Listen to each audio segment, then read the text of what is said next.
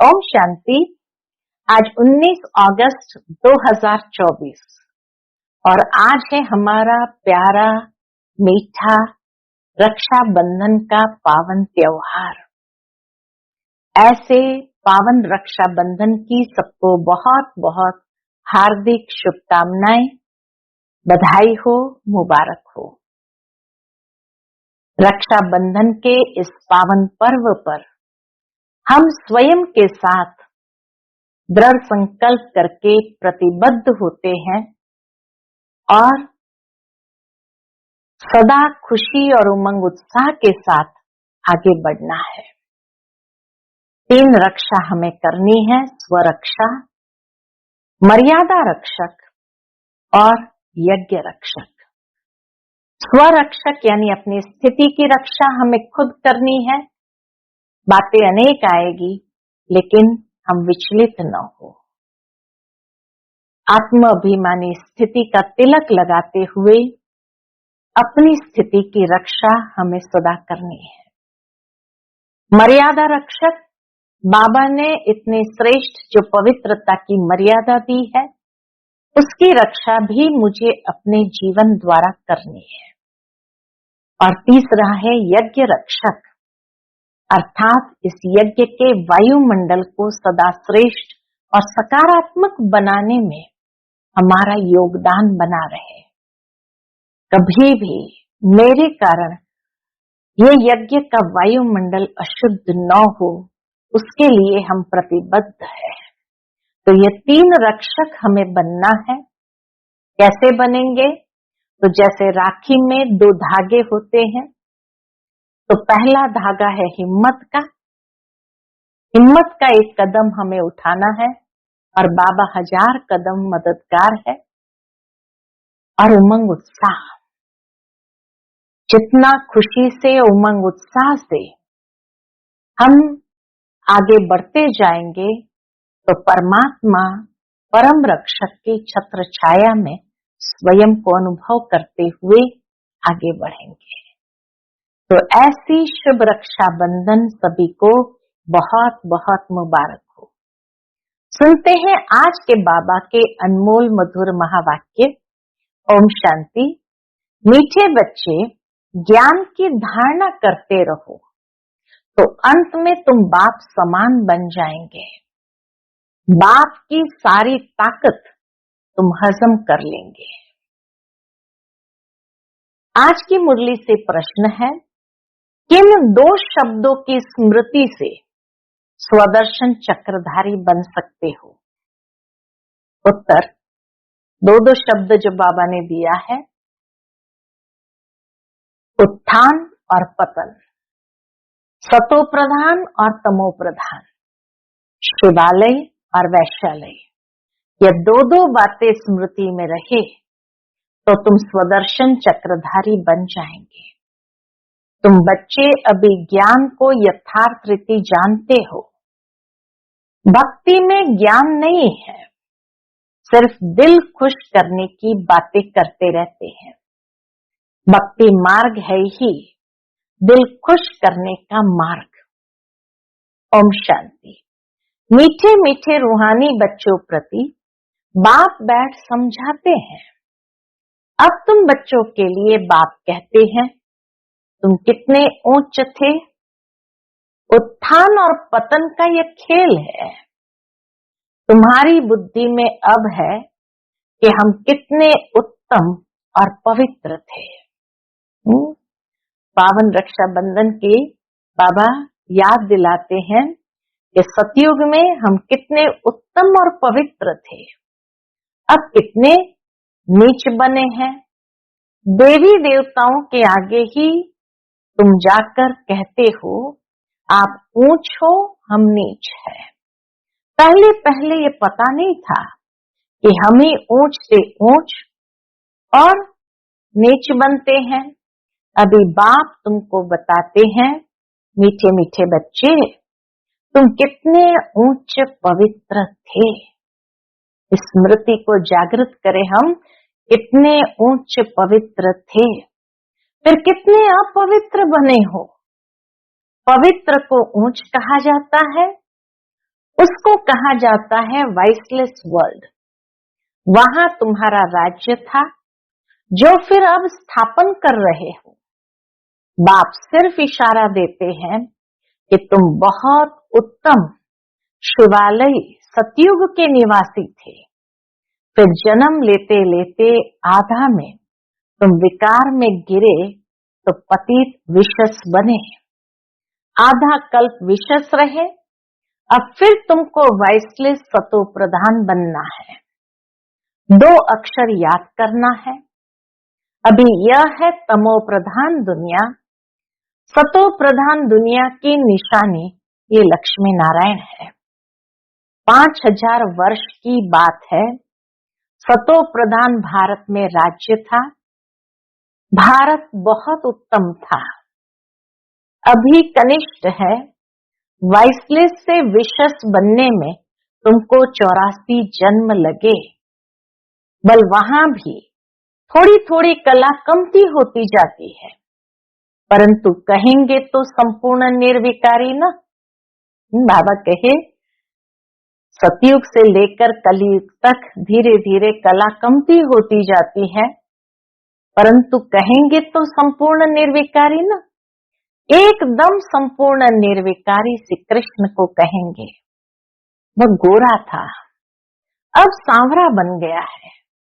तुम यहाँ बैठे हो तो बुद्धि में रहना चाहिए कि हम शिवालय में विश्व के मालिक थे। दूसरा कोई धर्म ही नहीं, सिर्फ हमारा ही राज्य था। फिर 2 कला कम हुई। जरा जरा कला कम होते त्रेता में 2 कला कम हो गई। पीछे विशस बनते हैं और गिरते गिरते छीछी बन जाते हैं। इसको कहा जाता है विशस वर्ल्ड। विषय वैतरणी नदी में गोते खाते रहते हैं, वहां क्षीर सागर में रहते हैं।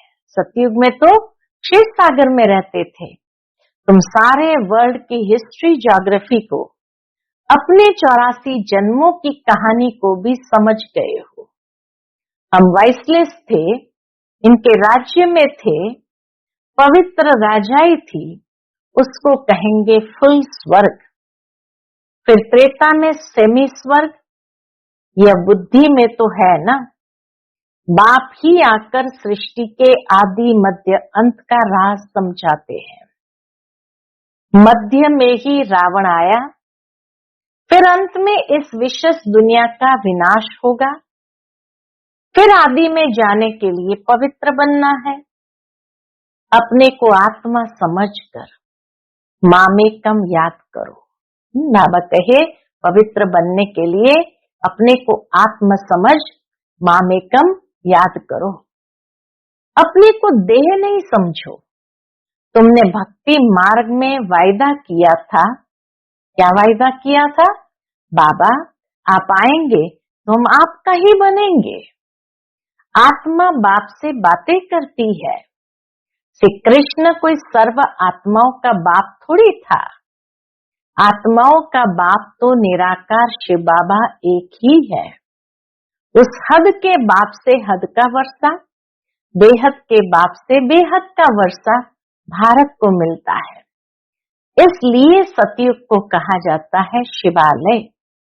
शिव बाबा ने आकर देवी देवता धर्म की स्थापना की। यह तो सदैव याद रखना चाहिए।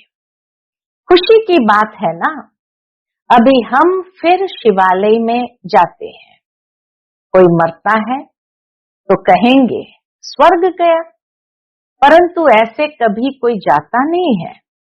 ये सब भक्ति मार्ग के कपोड़े हैं। दिल खुश करने के लिए बाबा कहे ये सब भक्ति मार्ग की बातें किस लिए हैं? दिल खुश करने के लिए। सच सच हेवन में तो अभी तुम जाने वाले हो। वहां कोई रोग आदि होते नहीं। तुम सदैव हर्षित रहते हो। तो बाप कितना सहज करके छोटे छोटे बच्चे को जैसे बैठ समझाते हैं। और बाहर में कहां भी रहते तुम पद पा सकते हो। इसमें पवित्रता तो पहले मुख्य है। बाबा कहे कहीं पर भी रहते तुम पद पा सकते हो, क्योंकि इसमें पवित्रता तो पहले मुख्य है। खान पान शुद्ध हो। देवताओं के आगे कभी सिगरेट बीड़ी आदि का भोग लगाते हैं क्या? ग्रंथ के आगे कभी अंडे व बीड़ी आदि का भोग रखा है? ग्रंथ को समझते हैं यह जैसे गुरु गोविंद का शरीर है। ग्रंथ को इतना मान देते हैं यह गुरु की जैसे देह है, ऐसे सिख लोग समझते हैं। परंतु गुरु नानक ने थोड़ी बैठ ग्रंथ लिखा है। नानक ने तो अवतार लिया, सिख लोगों की वृद्धि हुई, बाद में वह ग्रंथ आदि लिखे हैं। एक के बाद फिर सिख धर्म में आते गए हैं। पहले तो ग्रंथ भी इतना छोटा हाथ का लिखा हुआ था। अब गीता के लिए समझते हैं यह श्री कृष्ण का रूप है। ऐसे मानो जैसे नानक का ग्रंथ वैसे श्री कृष्ण की गीता गाई हुई है। श्री कृष्ण भगवान वाच ही कहते रहते हैं। इसको कहा जाता है अज्ञान। ज्ञान तो एक परमपिता परमात्मा में ही है। गीता से ही सद्गति होती है। वह ज्ञान तो बाप के पास ही है। ज्ञान से दिन, भक्ति से रात होती है। अब बाप कहते हैं आत्मा को पवित्र बनाना है, उसके लिए मेहनत करनी पड़े। माया के तूफान ऐसे जबरदस्त आते हैं जो ज्ञान एकदम उड़ जाता है, इसको बोल भी न सके। पहला काम विकार ही बहुत तंग करता है, उसमें ही टाइम लगता है तो एक सेकंड में जीवन मुक्ति की बात। बच्चा पैदा हुआ और मालिक बना, तुमने पहचाना शिव बाबा आया हुआ है और वर्षे के हकदार बने। गीता भी शिव बाबा ने ही गाई थी। उसने ही कहा है, क्या कहा है? माम एकम याद करो। मैं इस साधारण तन में आता हूँ। श्री कृष्ण साधारण थोड़ी है। वह तो जन्म लेते हैं तो जैसे बिजली चमक जाती है, बहुत प्रभाव पड़ता है। इसलिए श्री कृष्ण का अब तक भी गायन करते हैं। बाकी शास्त्र आदि सब भक्ति मार्ग के हैं। इंग्लिश में फिलॉसफी कह देते हैं। स्पिरिचुअल नॉलेज तो स्पिरिचुअल फादर ही दे सकते हैं। खुद कहते हैं मैं तुम्हारा स्पिरिचुअल फादर हूँ। शिव बाबा खुद आकर कहते हैं मैं तुम्हारा स्पिरिचुअल फादर हूँ, ज्ञान का सागर हूँ। तुम बच्चे भी बाप से सीख रहे हो, ज्ञान को धारण कर रहे हो, फिर पिछाड़ी में बाप मिसल बन जाएंगे। सारा मदार किस पर है? बाबा कहे सारा मदार धारणा पर है। फिर वह ताकत आ जाएगी बाप की याद से। धारणा करेंगे, याद करेंगे तो बाबा कहे ताकत आ जाएगी। याद को जौहर कहा जाता है। तलवारों में भी फर्क तो होता है ना। वही तलवार 100 रुपए वाली भी होती है, वही तलवार 3-4 हजार की भी होती है। बाबा तो अनुभवी है ना। तलवार का बहुत मान होता है। गुरु गोविंद सिंह की तलवार का कितना मान है।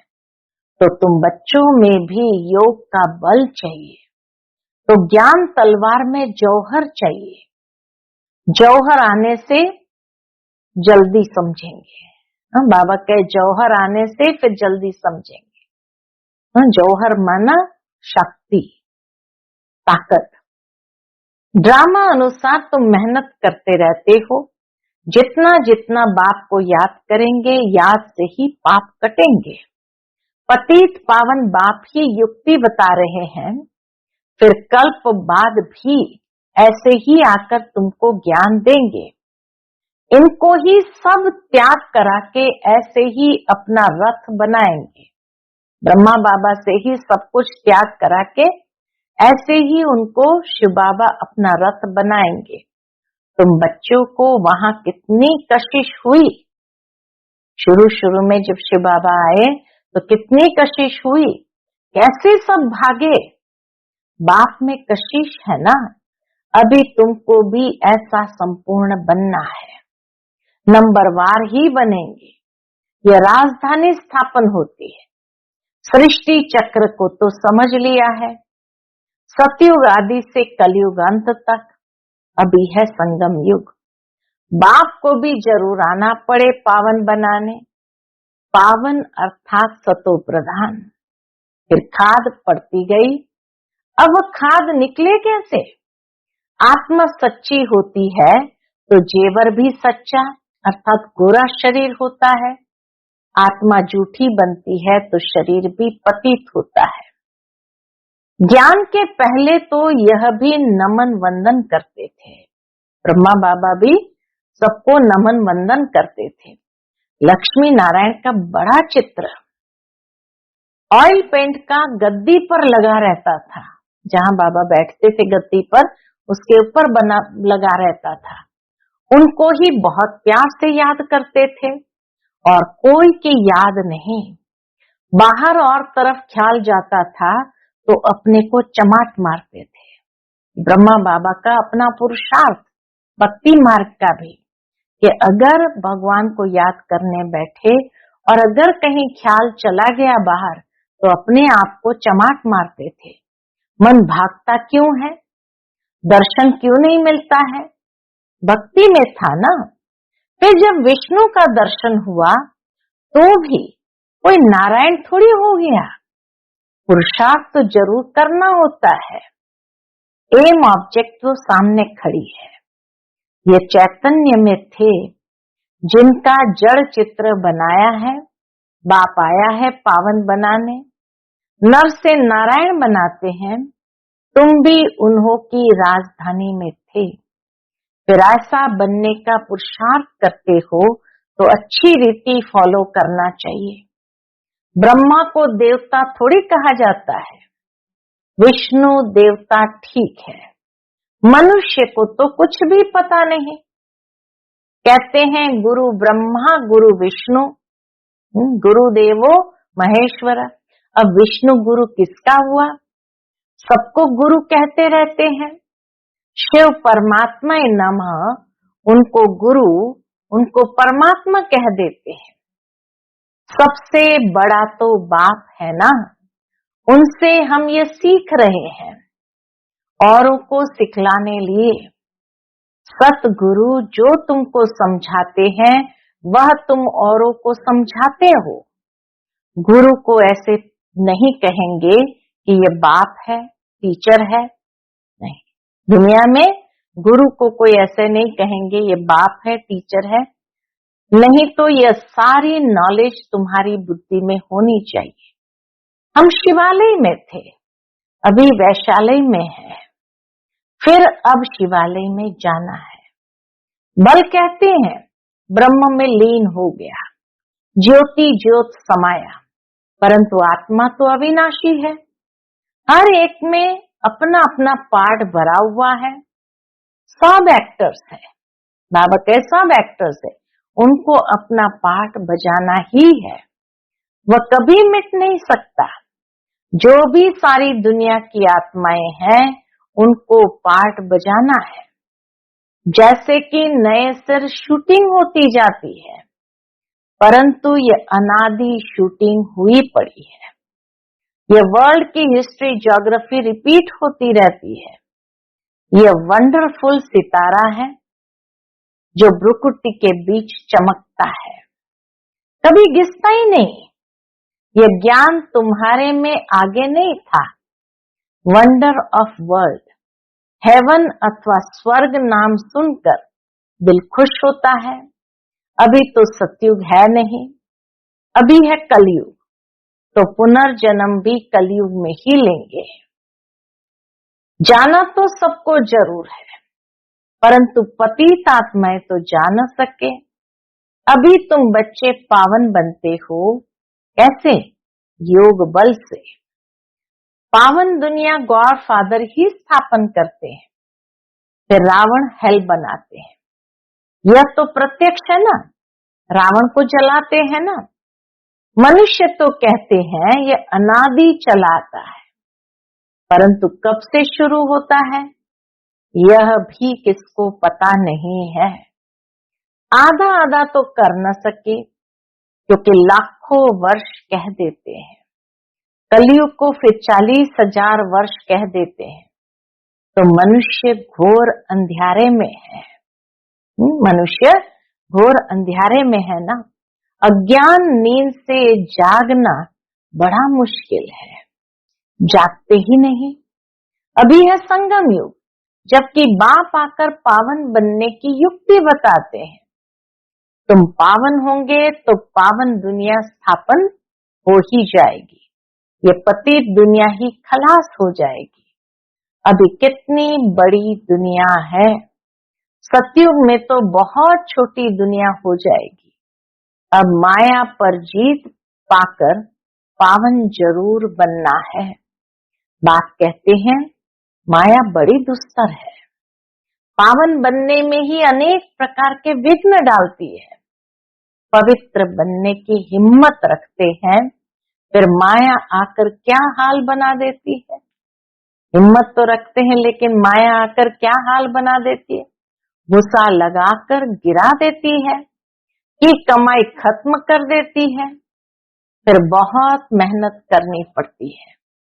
कोई तो गिरते हैं फिर मुंह भी नहीं दिखाते हैं, फिर इतना ऊंच पद पा न सके। पुरुषार्थ पूरा होना चाहिए, फेल नहीं होना चाहिए, इसलिए कोई गंधर्व विवाह भी करके दिखाते हैं।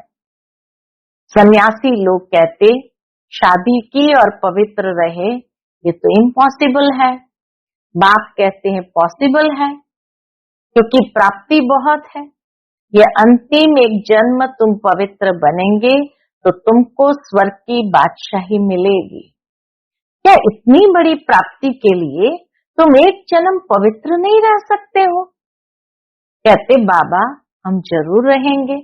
बच्चे क्या कहते? बाबा हम जरूर रहेंगे। सिख लोग भी पवित्रता का कंगन डालते हैं, यहाँ कोई धागा आदि बांधने की दरकार नहीं। यह तो बुद्धि की बात है। बाप कहते माम एकम याद करो। बच्चियां बहुतों को सुनाती है, परंतु बड़े आदमियों की बुद्धि में बैठता थोड़ी है। बाप कहते हैं पहले उनको अच्छी रीति से समझाओ कि सब प्रजापिता ब्रह्मा की औलाद है। शिव बाबा से वर्षा मिल रहा है, पतित से पावन बनना है। अब बाप कहते हैं मामेकम याद करो। ऐसा तो कोई कह न सके।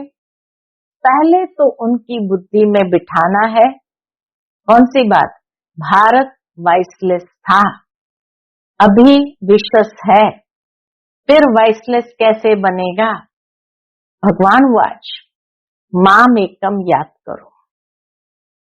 बस इतना कहे तो भी अहोभाग्य, परंतु इतना भी कह नहीं सकेंगे, भूल जाएंगे। बाबा ने समझाया था, उद्घाटन तो बाप ने कर दिया है, बाकी तुम निमित्त कर रहे हो। फाउंडेशन लगा दिया है, बाकी अब सर्विस स्टेशन का उद्घाटन होता है। यह तो गीता की ही बात है। गीता में भी है, हे बच्चों तुम काम पर जीत पहनो तो ऐसे जगत जीत बनेंगे 21 जन्मों के लिए। बल खुद न बने, बल खुद यानी शिव बाबा न बने, औरों को तो समझाएं। ऐसे भी बहुत है, औरों को उठाकर खुद गिर पड़ते हैं। बच्चों में भी ऐसे बहुत है, औरों को उठाकर फिर खुद गिर पड़ते हैं। काम महाशत्रु है, एकदम गटर में गिरा देता है। जो बच्चे काम पर जीत पाते हैं वही जगत जीत बनते हैं। अच्छा, मीठे मीठे सिखलते बच्चों प्रति माता पिता बाप दादा का याद प्यार और गुड मॉर्निंग। रूहानी बाप की रूहानी बच्चों को नमस्ते। हम सभी रूहानी बच्चों की रूहानी माता पिता बाप दादा को याद प्यार, गुड मॉर्निंग और नमस्ते। नमस्ते, शुक्रिया बाबा, शुक्रिया। आज की मुरली से धारणा के लिए मुख्य सार है। पहली पॉइंट, इस अंतिम जन्म में सर्व प्राप्तियों को सामने रख पावन बनकर दिखाना है। माया के विघ्नों से हार नहीं खानी है। दूसरी पॉइंट, एम ऑब्जेक्ट को सामने रख पूरा पुरुषार्थ करना है। जैसे ब्रह्मा बाप पुरुषार्थ कर नर से नारायण बनते हैं, ऐसे फॉलो कर गद्दी नशीन बनना है। आत्मा को सतो प्रधान बनाने की मेहनत करनी है। आज का बाप दादा का मधुर वरदान हम बच्चों के प्रति है, अधिकारी बन समस्याओं को खेल खेल में पार करने वाले हीरो पाठधारी भव। अधिकारी बन समस्याओं को खेल खेल में पार करने वाले हीरो पाठधारी भव। चाहे कैसी भी परिस्थितियां हो, समस्याएं हो, लेकिन समस्याओं के अधीन नहीं। अधिकारी बन समस्याओं को ऐसे पार कर लो जैसे खेल खेल में पार कर रहे हैं। चाहे बाहर से रोने का भी पार्ट हो, लेकिन अंदर हो ये सब खेल है, जिसको कहते हैं ड्रामा। और ड्रामा के हम हीरो पार्टधारी हैं। हीरो पार्टधारी अर्थात एक्यूरेट पार्ट बजाने वाले। इसलिए कड़ी समस्या को भी खेल समझ हल्का बना दो, कोई भी बोझ न हो। आज का स्लोगन है, सदा ज्ञान के सिमरण में रहो तो सदा हर्षित रहेंगे, माया की आकर्षण से बच जाएंगे। सदा ज्ञान के सिमरण में रहो तो सदा हर्षित रहेंगे, माया की आकर्षण से बच जाएंगे। अच्छा, ओम शांति।